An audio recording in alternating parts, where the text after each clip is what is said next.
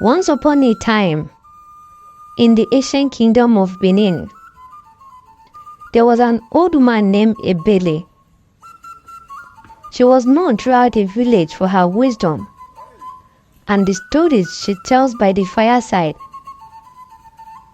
Yet, as time passed by, Ebele grew weary of her old age and longed for beauty and youth that has long since faded. She dreamed of rekindling the passion of her youth, and in her heart she nurtured a secret desire to win the love of the young Prince Osa. Prince Osa was the pride of the kingdom, renowned for his bravery and kindness. His smile will light up even the darkest of days, and many maidens of the kingdom had their eyes on him, hoping to become his bride. But Ebele's desire was different. It was born not just to love, but of a desire for power and status had been in her all through her life. One moonless night, Ebele set out on a journey to the sacred river, where it was said the god of the river Ovia dwelt. The path was unfaithful, but Ebele's determination pushed her forward.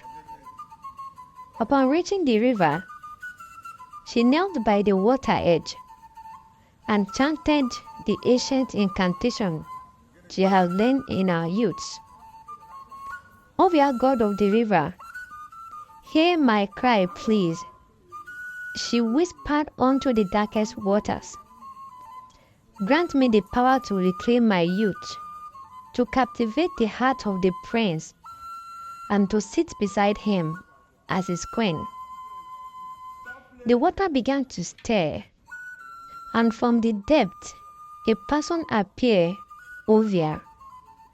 He formed like liquid silver. He looked upon Ebele with eyes that seemed to see into her very soul. Why should I grant you this power, old woman? Ovia's voice was deep as echo that carried the voice of age. I have nothing left in this world, Ebele replied. Her voice was trembling. Grant me this, and I shall serve you faithfully for the rest of my days. Ovia considered her request, and after a moment he spoke very well. But know this, Ebele, the power you seek comes at a price. You will have your youth, but it will not last forever. And don't use it for wickedness. The consequence will be serious. Ebele accepted the terms, and with a wave of his hand, Ovia transformed her. Her wrinkled skin became smooth, her grey hair turned black, and her bent frame straightened into the form of a beautiful young woman. She looked at her reflection in the water and smiled. A smile filled both with joy and ambition. Returning to the kingdom, Ebele now appeared as a stunning maiden, quickly caught the attention of the Prince Osa. He was enchanted by her beauty and grace, and soon the two became inseparable. Ebele enjoyed her newfound youth and the administration of the prince, feeling like she had finally achieved everything she had ever wanted. But now, all was as it seems in the royal palace. The queen mother, Idia, had begun to have a strange dream. She saw a vision of a young woman by the river, receiving the power of gift from Ovia. Troubled by this dream, she consulted the kingdom's seer. The seer listened carefully and said, My queen, the woman in your dream is not who she appeared to be. She is someone you know very well. though she hid behind the marks of a youth. This power you granted her unknowingly was for a purpose that might harm the kingdom. Queen Ovia was shocked and asked, "What do you mean, Seer? Who is this woman?" The seer hesitated, but then revealed the truth. The woman is none other than Ebele, the old woman from the village. She seeks the power of youth to win Prince's love, not knowing he was your son. The power you gave her was to seduce the prince, your own flesh and blood. Queen Idia's heart sank as she realized the gravity of the situation. She had given the power to an old friend, unaware of her true intention. Now her son was entangled in a web of deceit. Without delay, Queen Idia confronted Ebele. "Why did you do this, Ebele? Did you seek the power to deceive my son?" Ebele, realizing that her secret has been uncovered, fell to her knees and wept. "I wanted to feel young again, to experience the love and power I had never had.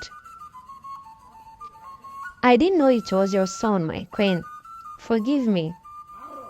But the damage has been done." Ovia's warning echoed in Ebele's mind, and she wept. Her youthful appearance began to fade, her skin wrinkled, and she returned to her true form. The prince, seeing the transformation, was horrified and felt betrayed.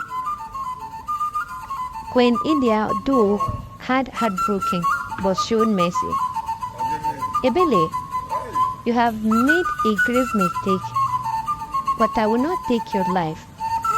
Instead, you will live but your days in the village serving the people for your stupid action." Ebele accepted her fate, knowing she has lost everything in her quest for power. She returned to the village, where she spent the rest of her day helping others and telling her story as a cautionary tale. As for Prince Osa, he learned a valuable lesson about dangers of deception and the true nature of love. In time, he found a bride who loved him for who he was, not for the power or status he had. After a few weeks, Ebele, realizing that she has Queen Ida's secret in her hand, returned to the palace under the cover of darkness. She confronted Queen Idia in a private chamber, her voice trembling with a mix of fear and defiance. "Your Majesty," Ebele began, her eyes blazing with determination, "I know your secret. You are the one behind the power in the sacred river. You are Ovia, the god of the river." Queen Idia's eyes narrowed, her expressions unreadable. "And what do you intend to do with this knowledge, Ebele?" she asked, her voice cold and commanding. Ebele took a deep breath, summoning all her courage. "I will reveal your secret to the entire kingdom if you do not withdraw the punishment you have placed on me. The people revere Ovia, but they will turn against you if they learn that their beloved God is none other than their queen, who uses her power to punish those who displeased her." For a moment, there was silence, the air between them charged with tension. Then, Ebele's surprise, Queen India began to laugh, a slow, melodious sound that sent chills down from her spine. "You think you can threaten me, Ebele?" Idia said, her voice laced with amusement. "You have no idea what you are dealing with. The power of Sacred River is beyond your comprehension, and so is my will." But Ebele stood on her ground, her fear turning into resolve.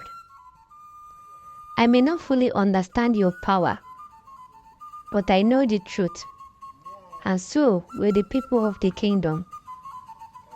You cannot rule through fear and expect to keep your secrets forever. Queen Idia's laughter faded, and her expression grew serious. She could see the determination in Ebele's eye, and she knew that the old man would not be easily swayed. For the first time in a long while, the queen felt a flicker out of uncertainty. The kingdom was already on edge, and the revelation of her secrets would cause chaos. The people might lose their faith in the royal family, and her carefully constructed power would be crumbled. After a long pause, Queen Idia finally spoke very well. Ebele, I will withdraw the punishment I placed upon you, but know this, your life will forever be changed by the knowledge you now hold. Power such as mine does not come without a price. Queen India promised Ebele freedom and a good life. Then she asked her to go and live her life in freedom, just as she was. As Ebele left the palace, she has won her freedom, but she knew that she had to live with the consequence of her action and the queen's word forever. She couldn't shake the feeling that she had set something in motion, something that would change the fate of the kingdom. She has challenged a queen who was also a god, and though she had won this battle, but she knew the war was just far from over.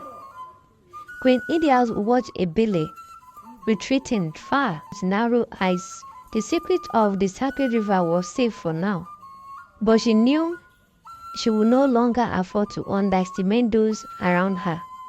The balance of power has shifted, and the future of the kingdom was no more certain than ever. And so, in the heart of the kingdom of Benin, the sacred river continued to flow, its waters hiding the secrets of gods and queens alike, while the fate of the kingdom hung in balance, waiting for the next move in the game of power and deception.